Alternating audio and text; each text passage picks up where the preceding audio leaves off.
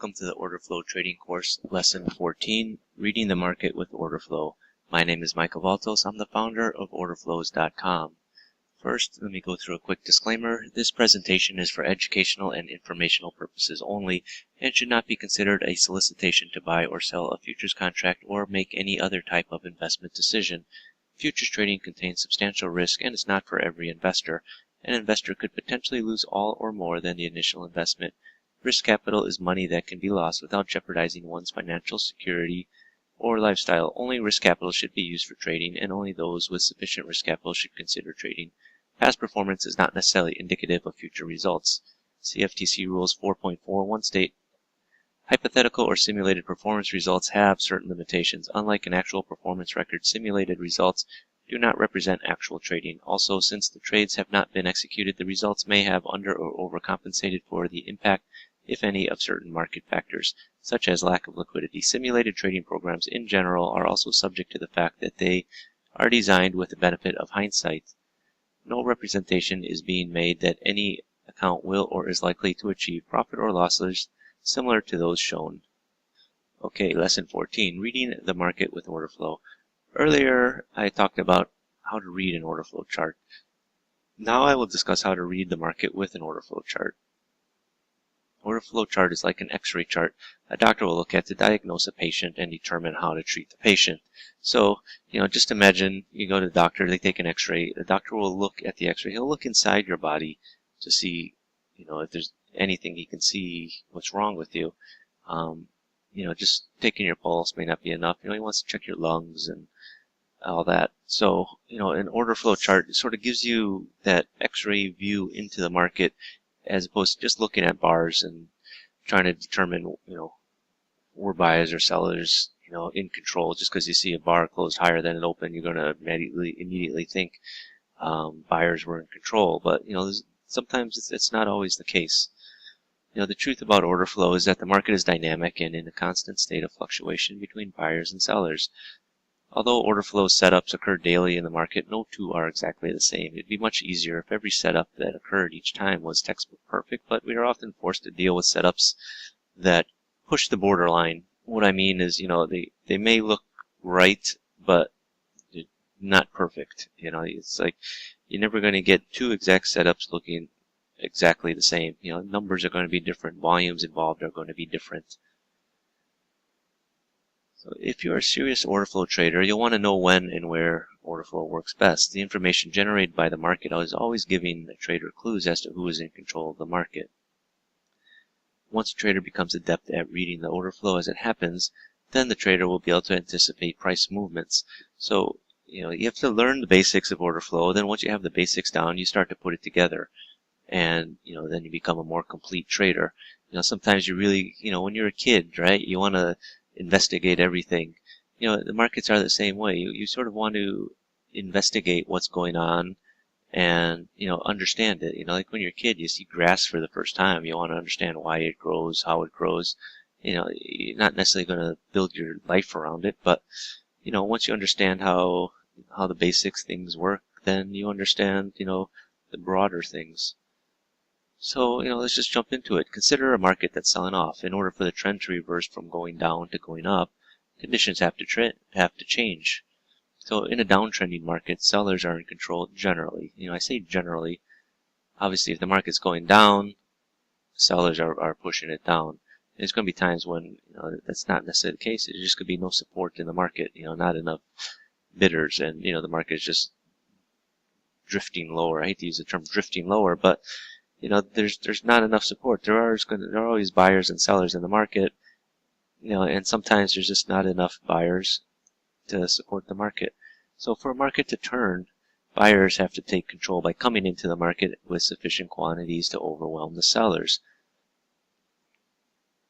For example, here's a 10-year chart. We're going down, making new lows. This red line here is the lows. You hit the bottom. Right here, you have a divergence, you have a ratio. I talk about the ratios, the small prints, the single prints, and you're seeing a shift in the market, in the control of the market. Earlier sellers were in control. Now all of a sudden you see buyers take control. So alternatively, in a market selling off, the market can turn when the last seller has sold. It's not always a case, clear-cut case where buyers and are taking control. When there's no more sellers, to move the market lower, the market will just naturally rise. Imagine there's sellers coming in, selling. At some point, the sellers just have no more interest to sell. When the last seller has sold, that's going to be your bottom. So, when there's no more selling interest by traders, who's left to sell? Nobody. Prices have, basically no other way to go except the up. However, if there's not strong buying coming in, buyers don't take control. The market can trade sideways until either side takes control again. There's always going to be buyers. There's always going to be sellers. One side is going to be the dominant over the other. But, if a market is trending lower, there's going to be active selling. But, once all the sellers have pretty much exhausted themselves, the buyers are there still. And people need to buy. But there's nobody selling it at these low prices. It's just going to start going up as buyers are competing with each other to get in to buy the market. So, consider a market that's rallying. In order for the trend to reverse from going up to going down, conditions have to change. In an uptrending market, buyers are in control generally. Again, I say generally. There's times where, you're in an uptrend and the market is very weak at the high uptrend, and buyers are starting to weaken and sellers are starting to take control. The market may not just necessarily be going down. You could be forming a weak high in the sense that, there's just buying is getting less and less until there's no more buyers. So for a market to turn, sellers have to take control by coming into the market with sufficient supply to overwhelm the buyers. So again, alternatively, when a market is rallying and buying volume has been steadily decreasing, is a sign that bulls have bought all the supply they need.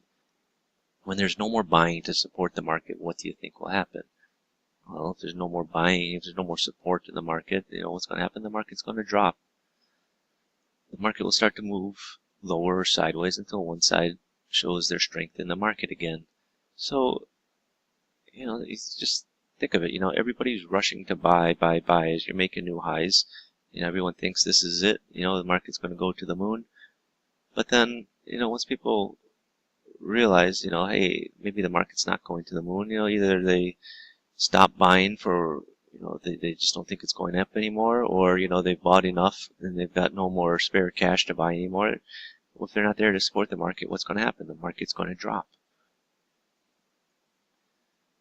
This is a 10-year chart. We went from the low, we started moving higher, and, we get up to this point here where, you got a single print, one lot. Where's the rest of the follow through? Where's the rest of the buying? It's not there anymore, and the market just sells right off.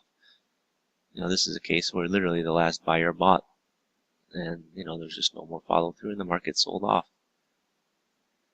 So, questions you should always be thinking about when looking at an order flow chart. Are we in a range? Are we currently in a trading range? Where are we in relation to the day's highs and lows?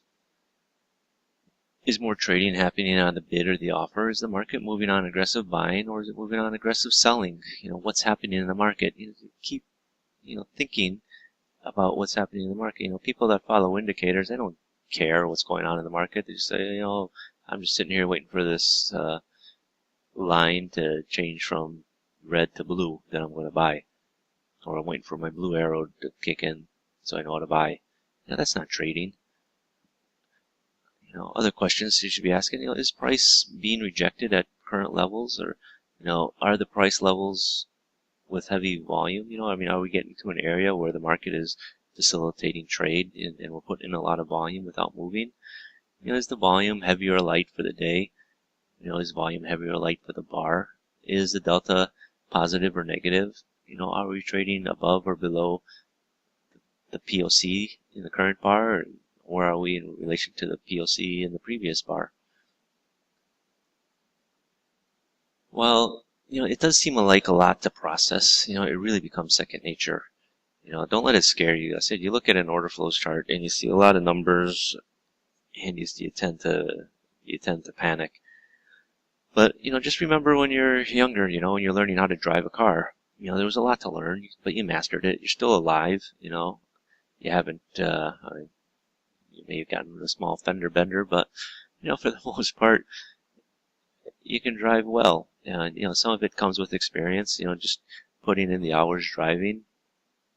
But, as you're driving, you don't think back on all the little things you learned and when you're driving and apply it. You apply it as second nature. You don't sit there and constantly refer back to your training manual, or your book that you got when you, learned to drive. I learned to drive in the state of Illinois, and the book was called The Rules of the Road. It's not like I kept that in the car, and when a car would swerve in front of me, quickly refer to the book.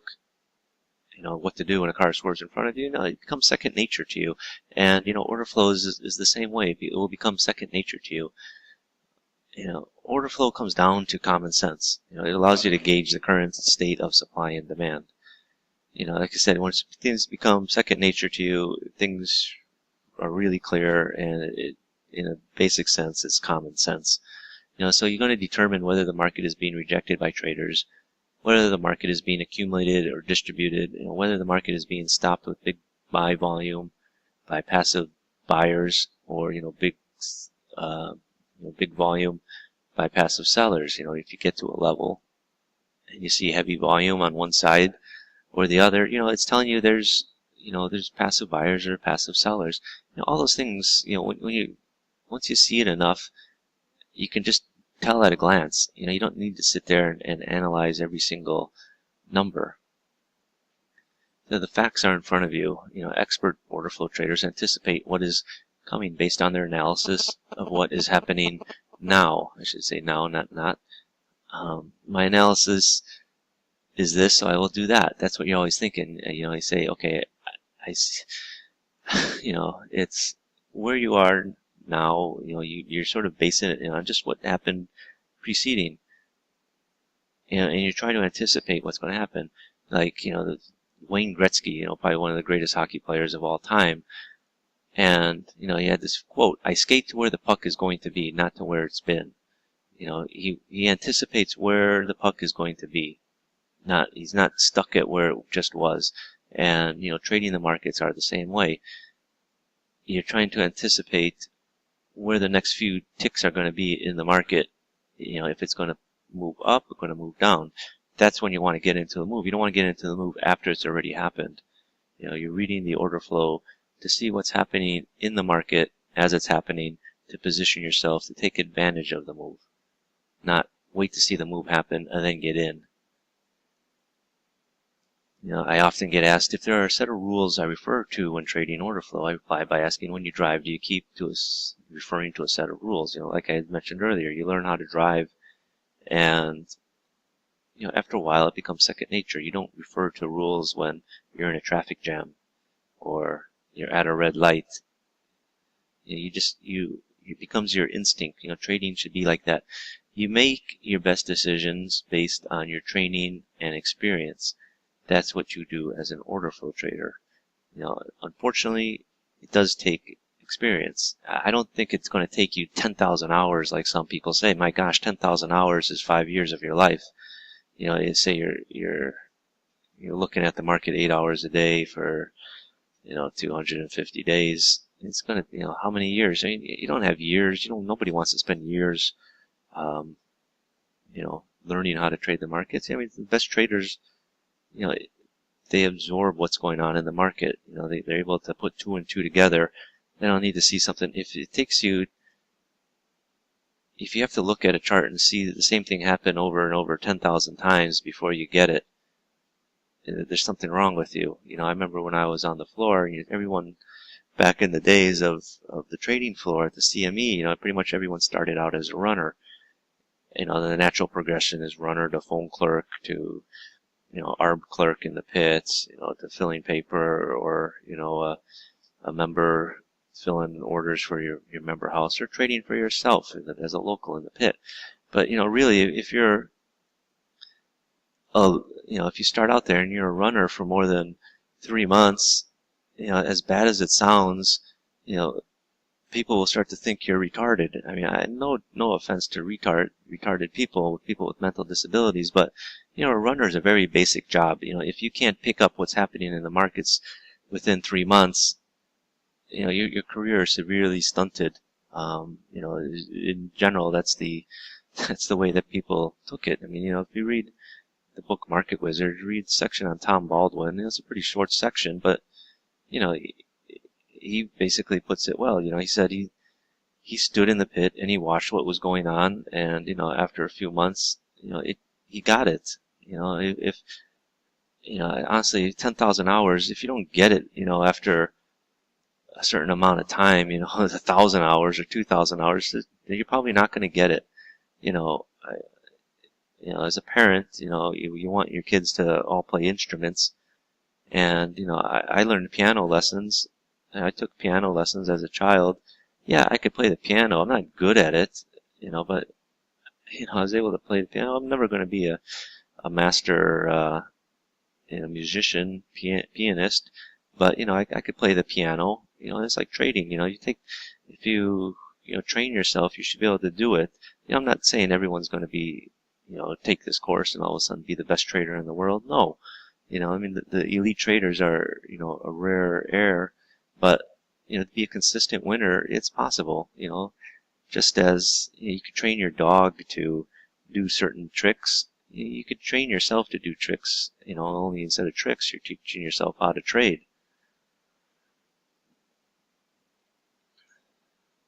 So, getting back to order flow analysis, it's the only known method of trading that enables you to get in at the beginning of the move, keeps you posted throughout the move, and gets you out when it is culminated.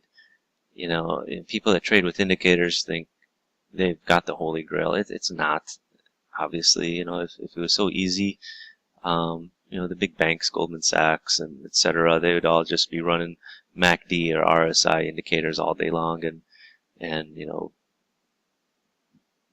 be banking massive profits more than they already are. But the fact of the matter is, it's most indicators don't work.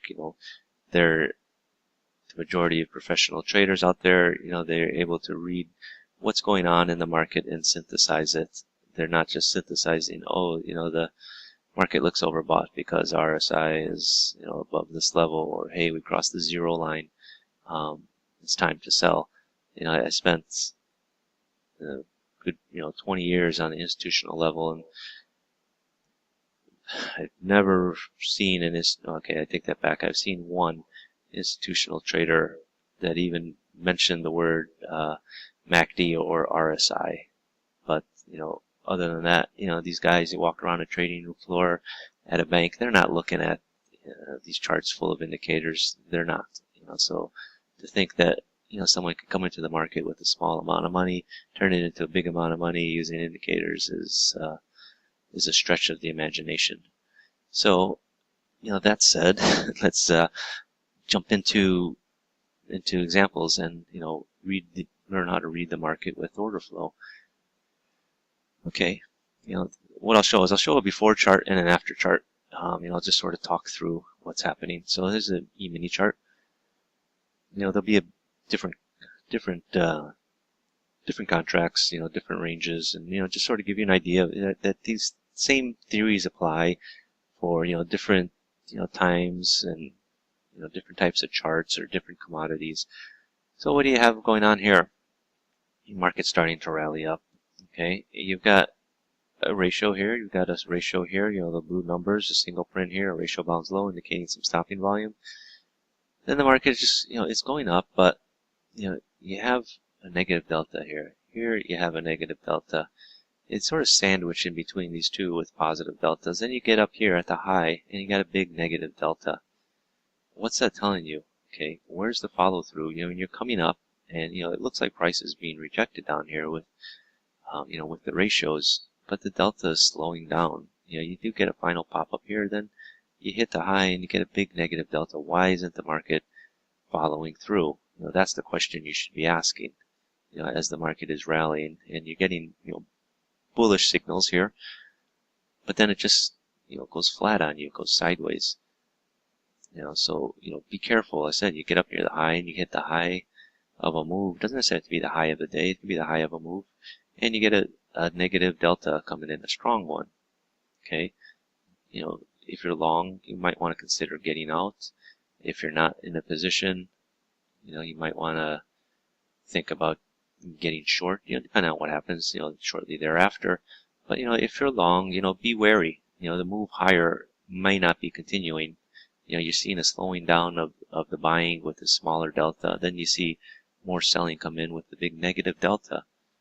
Okay, so what happened? Okay, this is where we are with the big negative delta. The market couldn't continue up, and it just sold right off. Basically 7 or 8 points. But it was telling you earlier, as the delta was slowing down and shifted to negative, you see the next bar came right up to the point of control, acting as resistance, and then sold off.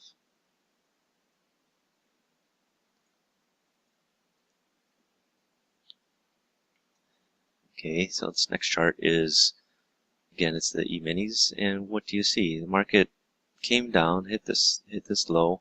Okay, you got a positive delta here, positive delta here, positive delta here, but what's happened is it's gone sideways. You've got 3 bars with positive delta around the same level.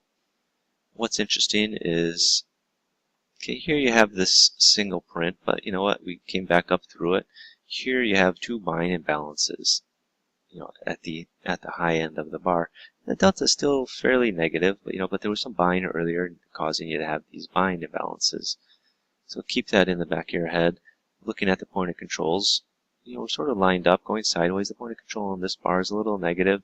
Usually when I see buying imbalances at the top of a red bar, it's telling me that there was buying early, but something changed inside the bar, and the market traded lower. Just as you see, you have this buying imbalance here, 847, and the market traded lower. So, if anything, I'm more inclined to be looking to get short here, even though, you've got 3 positive deltas, but, the deltas are getting smaller, 700, 600, 100. The point of controls are all basically around the same level. If we're going to stay below this, these point of controls here between, 87 and 86 3/4, on the back of, a couple buying imbalances here at the top where the psychology of the bar change, I'm going to be looking to get short. And what happened? We stayed below this point of control. We sort of go sideways to lower. And you're seeing the negative deltas getting stronger, minus 2,000. Here, 391 is kind of slightly above neutral. 1,300, but the bar is red. You got a positive delta.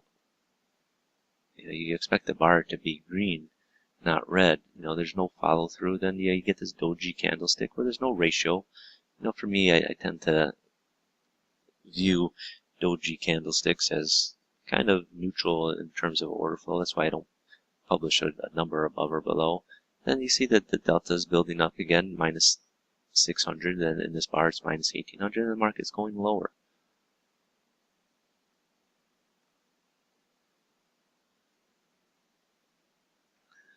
Okay, so this is a 10-year chart, and just looking at what's happening, 10 years it's a market that can move very slowly. It's because there's a lot of volume involved, and when there's a lot of volume, sometimes it takes really a lot to move the market. But what's happened here is we're going up towards the high. We get within a tick of the high. The high is here at 128.19.5. We get up to 19. Come off a little bit, circle back around it, got a single print, a tick off the high. Then, with the negative delta, the first time you got a negative delta, it's a small one. But then here you get a positive delta, 1,800. Okay, I'm kind of mixed. I'm not necessarily sure the market's going to sell off yet or continue up. I mean, you got the positive delta. You're more inclined to think it's going to go higher. And then what happens? You get this single print here. There's one lot, and people couldn't take it back up to the high. And then you have this single print here. As we're a little bit lower, again, the market's trying to come back up to the high, and it can't. There's just no more buying interest. The delta is fairly small, 266. So if you really weren't short in this bar based on what you're seeing here and here, getting short somewhere in this next bar, there's a lot of opportunity to get short. So what happened? I mean, the market, it did come off a little bit. It wasn't, the greatest trade in the world. It did mostly go sideways, but, there's an opportunity to get, a couple of ticks out of it.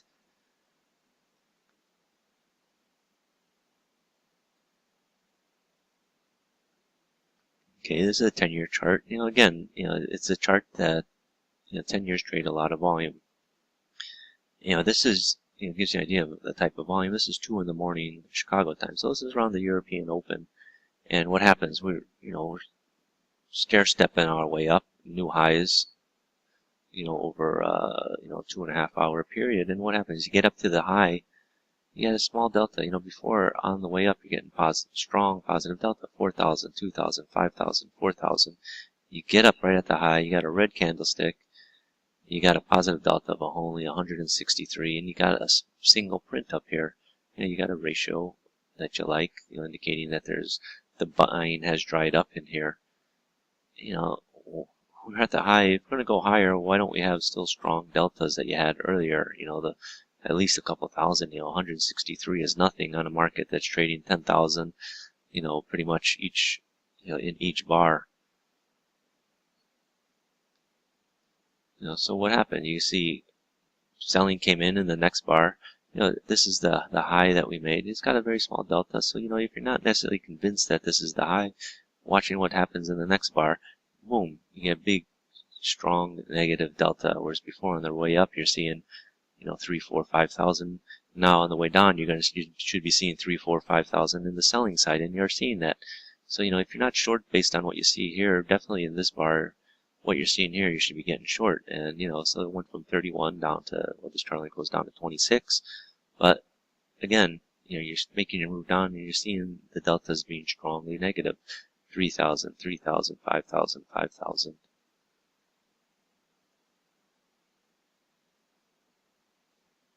Okay, so this is the 10-year. We're working our way down quite nicely. We're getting ratios here, ratio here. You hit the low, you got a divergence, positive delta. Test it again, you got a positive delta. Nothing in there is indicating, these are just kind of average ratio numbers, 17, 20. That's why they're black. If they were blue, it would be a ratio that I like. But what you're seeing, some strong buying come in. Even though we hit the low, boom, there's buying coming in right after. You're seeing buying imbalances, buying imbalance. 4,000, 3,900 is basically 4,000. And, is there any more selling coming in? Yeah, it should be showing up. If it was still selling, you'd have, smaller deltas. But you're seeing, basically big, tectonic shifts almost in the delta, where it's minus 2,000, 3,000, and you get 4,500. Here it's minus 1,800, but then it's met with very strong buying, 4,000. You got, you're seeing strong buying when it comes in. It's fairly strong. Earlier you had 8,000 of buying imbalance. If these buyers, here you got 8,000, 8,000, 4,000, 1,800, 3,000. If these buyers can just get a little wind in their sails, so to speak, hopefully the market can start to rally. These big buying imbalances, I'm skeptical of them just because we're still on our way down. We got bars with negative deltas. So they're still selling in there. Like you can still see, even though you have a big positive delta just above it, you've got, a big buying imbalance just above it. You got a big selling imbalance of 7,000. Kind of negates itself out. You got 12,000 that were sold into here. But like I said, you're starting to see some signs of life. You're seeing overall net buying in the bars.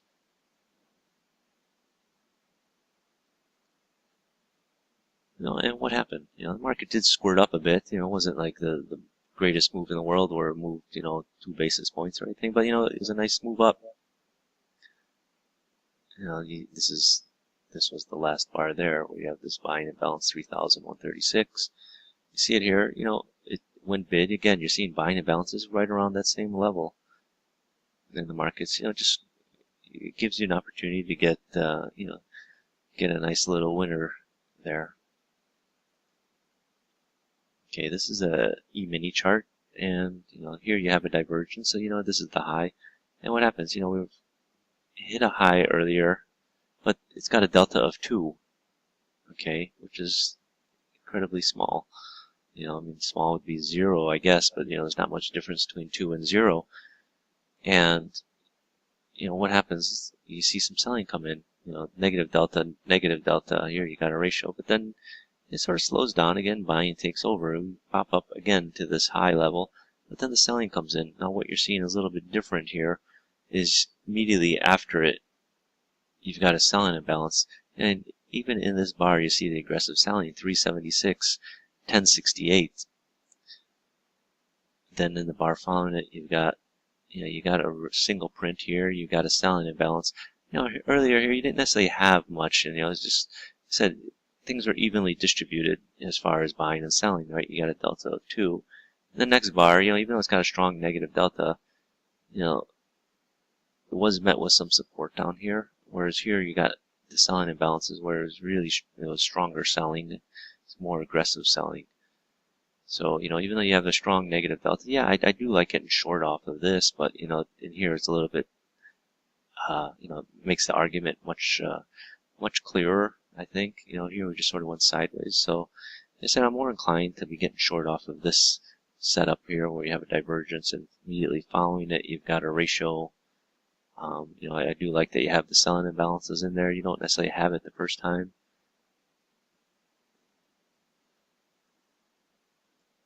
And what happens? The market goes sideways. I'd expect the market to go lower faster, but the fact is, it's not going to, doesn't appear to want to take out this high here at 1894. And I'm always looking to get short somewhere around this zone, maybe a little bit past it. That's being optimistic, but you have a single print here. I'm always looking for the market to trade back to a single print before selling off, and it did. It got within a tick up here at 92 3/4. And before trading below 1890.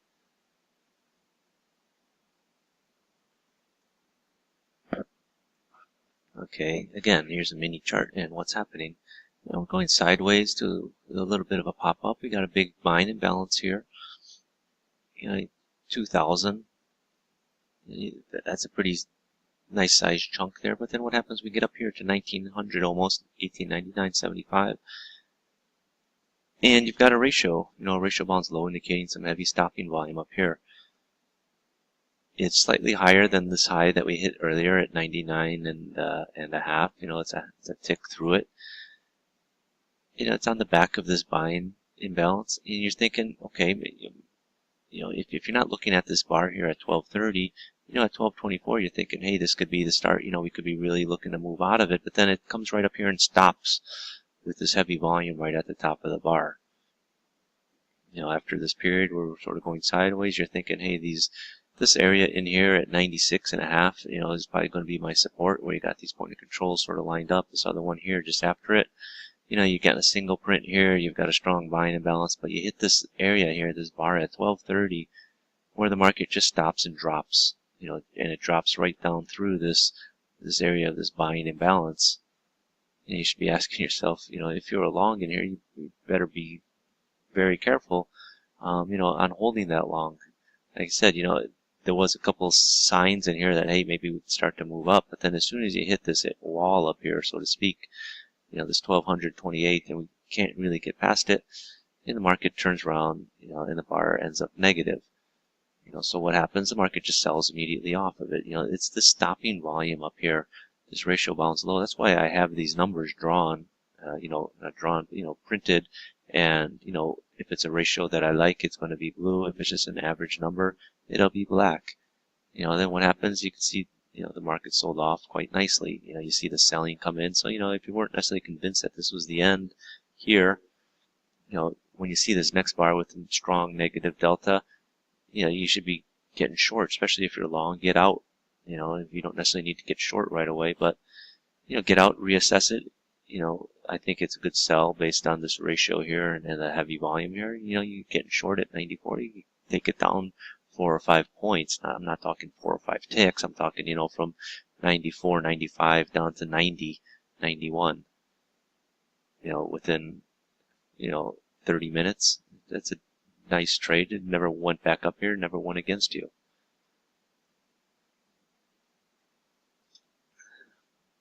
Okay, so this is a E-mini chart again. It's a 10 range. I like a 10 range chart.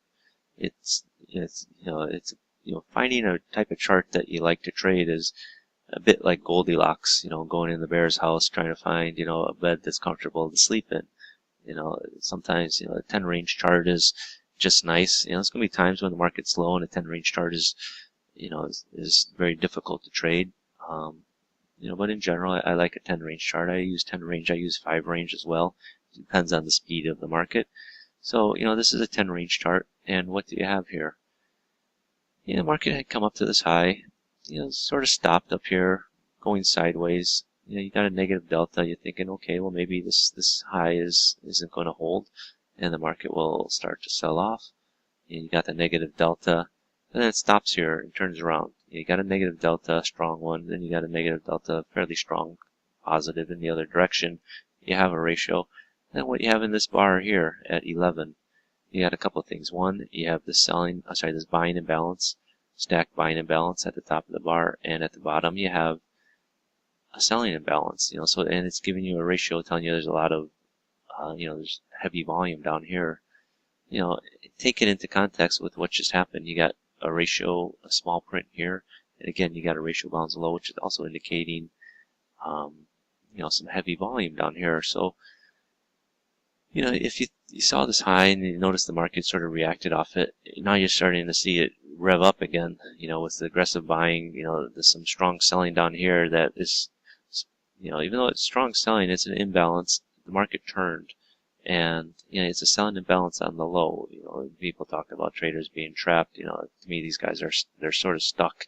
And, people were trying to sell the market to make it go lower, but they couldn't. There was a strong bid there, and the market popped up. So if anything, I'm more inclined to be looking to get long than get short.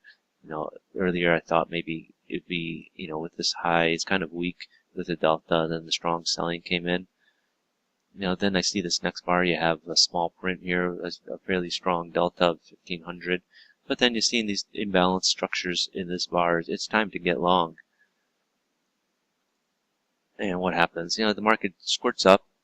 It wasn't like the biggest move, but what you saw is, the market came back into this area of the buying imbalance, and it held as a support level. The market rallied about 4 points more or less. It was a decent move, but then when you get up here, what do you have? You have a buying imbalance right at the top. You have a divergence. You got a negative delta. There's a couple of things happening here. So, had you been long and you see this happening here, you should be looking to get out somewhere in this bar, to a lesser extent in this bar. So, I'm not saying you would have bought it right here at 5 3/4 and gotten out exactly at 10. It's the way some people talk about trading. You see their charts, say, oh, you buy exactly here, you sell exactly here. It's not. Trading is not a perfect science sometimes. So you're getting long somewhere in here, ideally, somewhere in this zone, and you're taking it up here. You're seeing this heavy stopping volume up here, this buying imbalance, and then the market can't get through it. It's really, when you're trading up here, you're not sure yet that this is going to be the high. But then when you start coming off down here, the propensity for the move to come back up again and take out that high is sort of diminished. So if you're not getting out in here, you should be looking to get out somewhere around the 08, 07 level. 06 is really cutting it. But, based on what you're seeing in this bar, you should be getting out here. That said, if you didn't get long in here, I'm not a person that likes to trade in and out, back and forth all day. I'm more of a, I hate to say intellectual, but cerebral trader is probably more of a better thing. I'd like to do a trade, then, close it, take a step back and reanalyze it. I'm not the type that will always just be looking for action and saying, oh, I got to get long based on this. Ooh, then immediately, I'm in a position, okay, I'm going to get out and get short, sort of reverse the position. There are traders that are able to do that. I said, me, I'd like to analyze things a little bit more. It's probably, I don't say it's a drawback, but, it's something that I do. So, had I not been in this position and I see this, I would have been looking to get short, based off this divergence, off this buying imbalance up at the high. And, even in this bar, even though it's not a ratio that I like, I do like that you got the big negative delta finally. Earlier you had the divergence with the negative delta, but you didn't necessarily have a reason to be getting short other than the divergence. Now you're starting to see the negative deltas build up here. Minus 600, minus 1800, minus 2000. Really, if you're looking to get short in this bar, it's already pretty late. I said you have this setup here with the buying imbalance.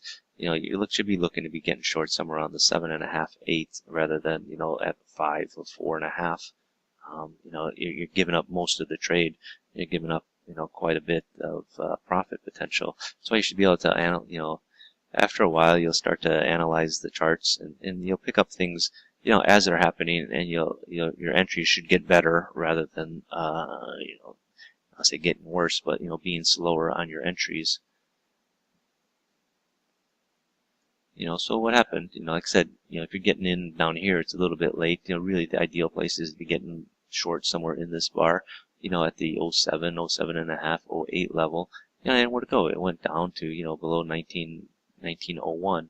Even if you're getting in this bar, which is a bit late, it does have a little bit of a capacity to move. But I think, if you're getting in here, I think it's a little bit later. It's a poor, and it's an okay entry, but I think it's just a little bit poorer. I think you're leaving a little bit of money on the table.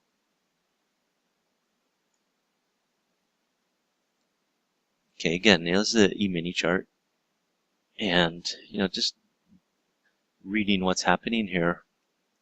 You come up to this high right here.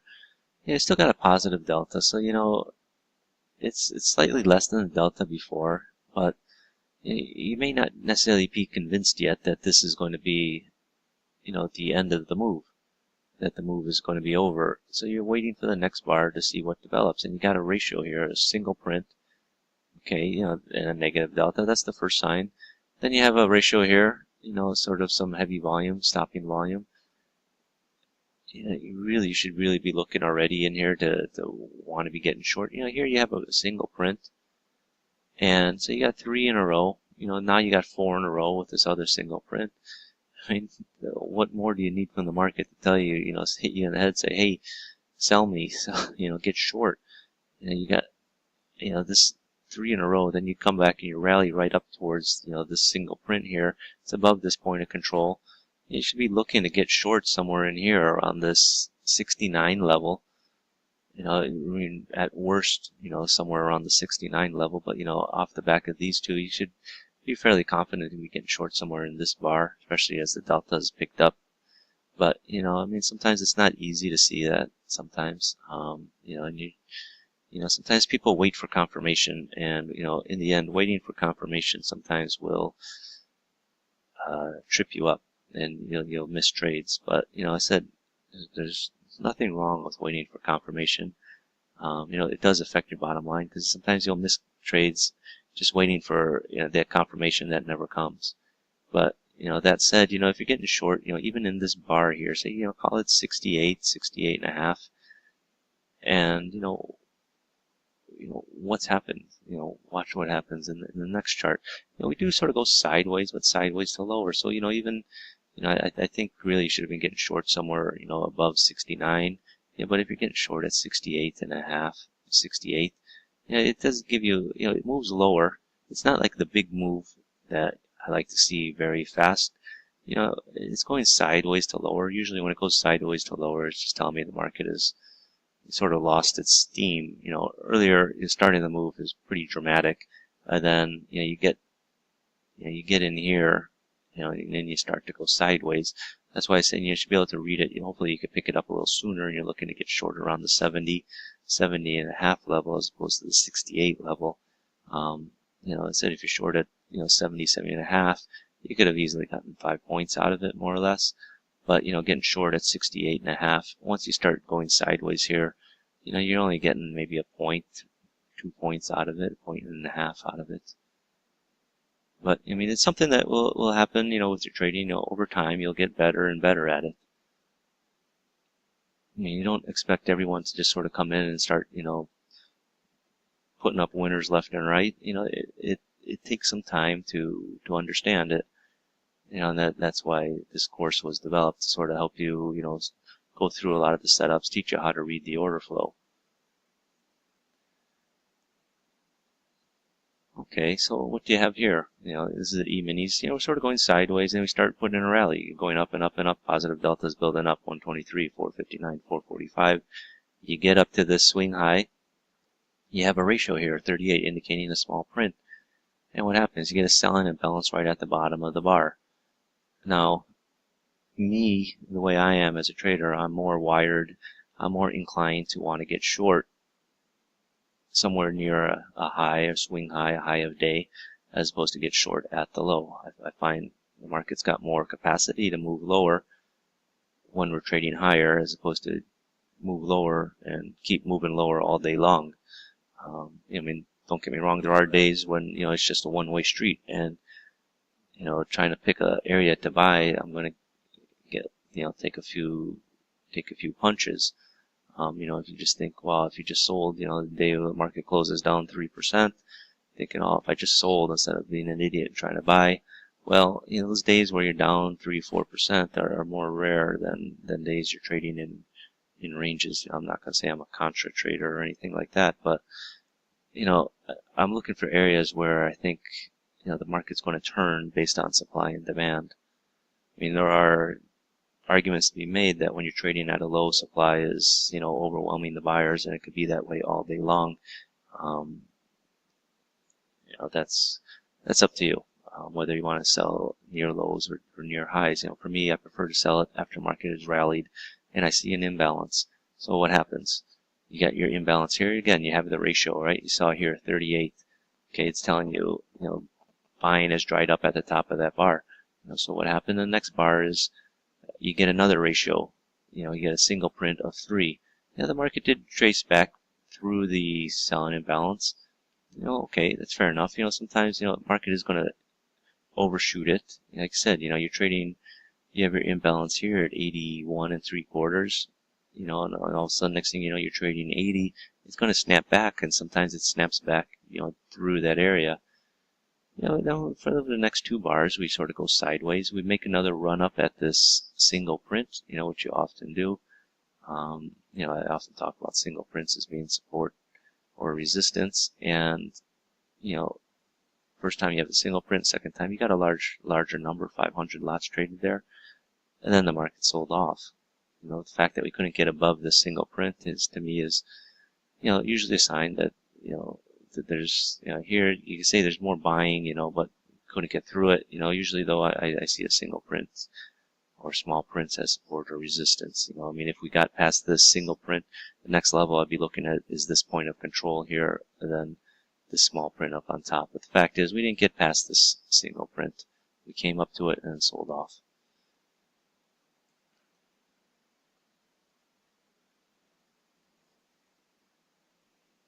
Okay, this is a Euro stock chart. Euro stocks is the European stock index traded in Eurex. And, what's happened? We've hit a low, and we've reacted off it.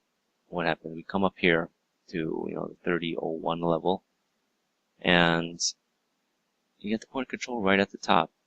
You got a ratio bounds low here, indicating there's heavy volume. You can see the point of control is right on the top, so it's going to obviously tell you that that's where the heavy volume was in the bar. We came back up to it, 2 bars later. It's still got negative deltas for both of these bars. It's looking very toppy, especially once you get up to this same price level, but there's no more follow through, and you do it on less volume. So, if anything, I'm more inclined to be looking to get short, not thinking that this move from the low is going to be continuing. And what happens? The market sells off nicely, keeps making new lows. The deltas are still, negative and sort of building on it. You got minus 580 here, minus 1,000, minus 600. Here 192 is nothing. It's fairly small. I'll say it's nothing. It's fairly small, but again, you have a ratio, which is still, it's a single print, sort of telling you that you want to be looking to get short. You see this ratio down here at, this 540 lots, so it's a ratio bounds low, but, I've already decided that we're sort of in our downtrend, based on what I've seen here. If I'm not short in this bar the second time we hit it, I'm short either in this bar at 836 or 838. The fact that I've got a couple single prints here to, hide behind as far as, if the market's going to trade up through it, I'll be looking to get out. If anything, I'm more curious to see what's going to happen when it comes down to this level. It came down to this level here at 29.91, and there was still more volume there. It traded 1900. So, what I want to see is if we get past this volume, and we did, and then we sold off, again, quite dramatically. So, this was a nice move, at least 10 ticks out of it you could have gotten.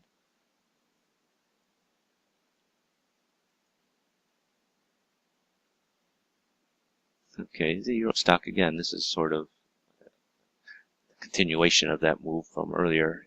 We were just here working our way down.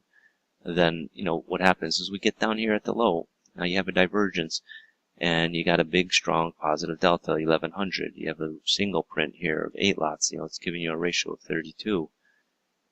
Right now it's indicating, hey, get ready. It's going to be all systems go. Here I wasn't necessarily concerned about this ratio because you still had the negative delta. Oftentimes when I have a ratio, but the delta doesn't go in the same direction, if it's a buying signal, but the delta is going opposite, I'll often supersede it with the delta.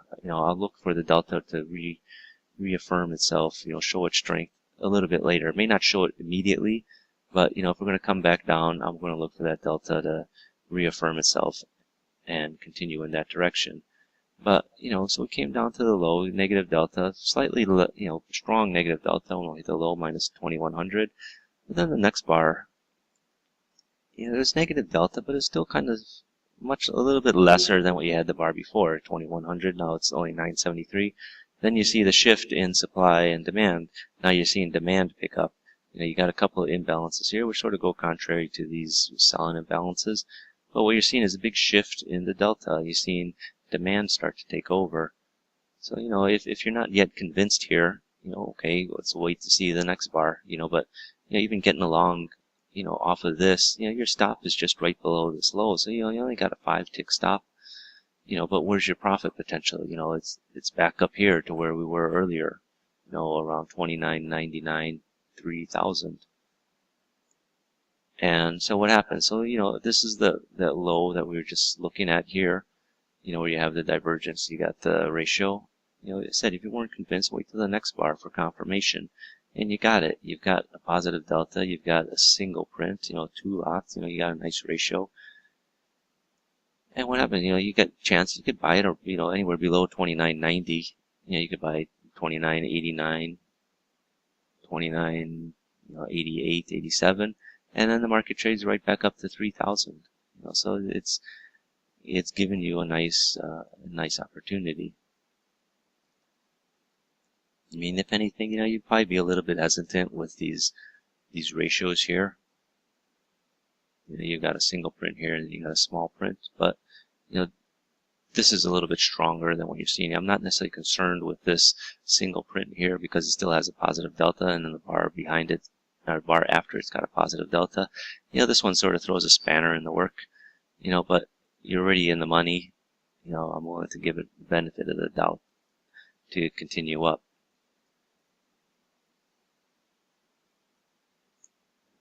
Okay, so this is a E-mini chart, and I like to trade around the highs and lows. I think that's where it's most interesting, as a trader, to watch what's happening. That's where you're going to see shifts in supply and demand. So we come up here, in the minis. This is a 5-range chart. Earlier I was showing you 10-range charts. Now this is a 5-range chart. 5-range chart is going to move much faster than a 10-range chart, obviously. And what happens? You're seeing some strong buying all the way up. 1,700, 4,000, 3,500. Then you get up here at the high, and it's got a negative delta of 461. You have a divergence. You have a ratio bounds low. You're thinking, why aren't you, you're up here at the high, and all of a sudden you're seeing a lot of negative signs, and then the bar after it, you got a single print, and you get a strong negative delta. So, if you weren't convinced based on what you're seeing in this bar, in the second bar, it's really obvious, especially you got three selling imbalances, you got a strong negative delta, you got a single print. It doesn't get much more cleaner than that. And what happens? The market sells off quite nicely. So ideally you should be looking to get short in this bar. If not, you're short in this bar. In this next bar, you're short around 1920. And then you got a nice, 3 or 4 point move out of it.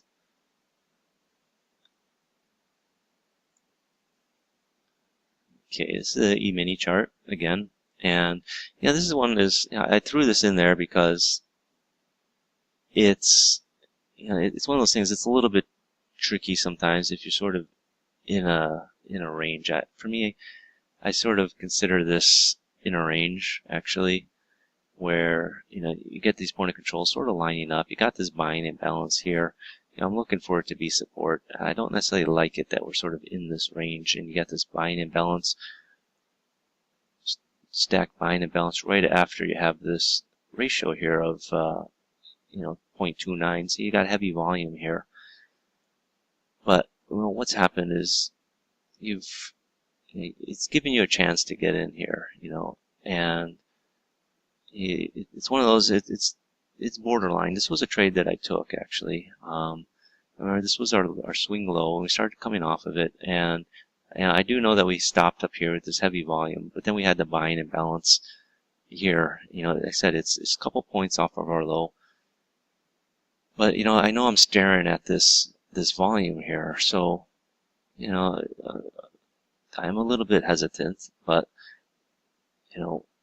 what happened was, I'm looking at this, and where's my stop going to be? Okay, I said, if I'm going to get long, I may run into a bit of resistance here at this level of 90.5.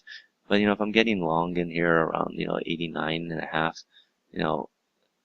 it's a 5-range chart. I'm looking to get 2 to 3 points. At worst, I'm looking at this low at 87.5 as my stop. I got long somewhere in here.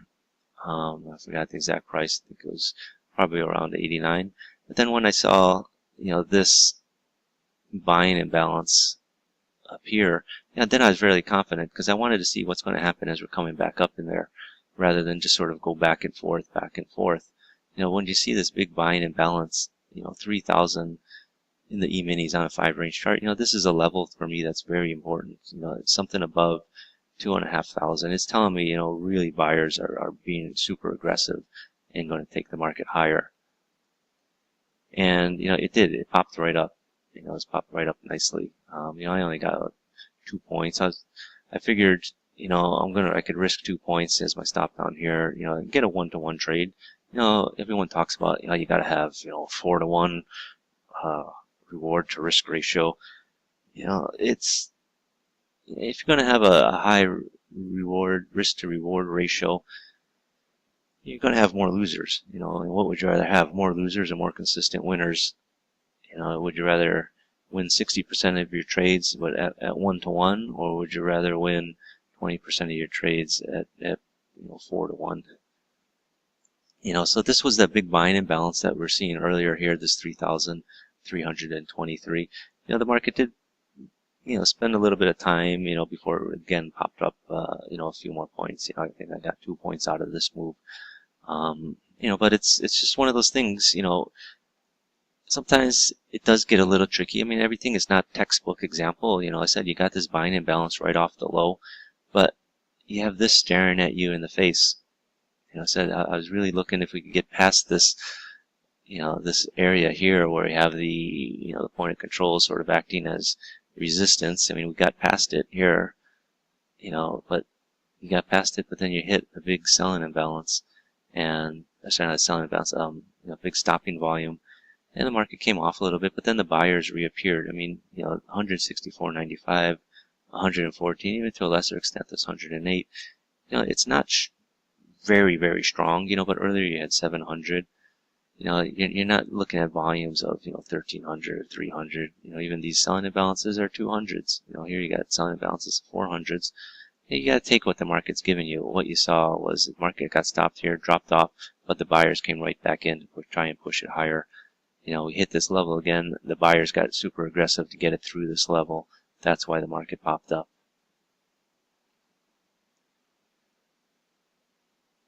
So, that's the end of lesson 14. Hopefully by now you should be able to read the market with order flow a bit better. It's not the end all be all. What these charts here? There's charts every day. You can see these things happening.